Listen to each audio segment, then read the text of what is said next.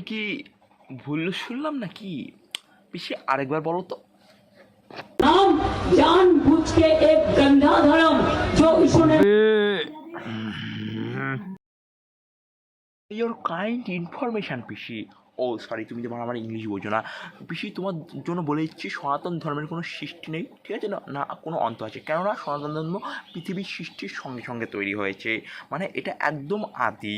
এ পৃথিবীর ধ্বংস হবে, তারপরে এটা ধ্বংস হবে। আর পিসি বলছে এটা কোনো রাজনৈতিক দল তৈরি করেনি, ঠিক আছে। আর তুমি যে ধর্মটা গান্দা ধর্ম, নোংরা ধর্ম বলছো, তুমিও সেই ধর্মের ও সরি, আমি তো ভুলেই গেছিলাম, তুমি তো কোনো ধর্মের মধ্যেই পড়ো না।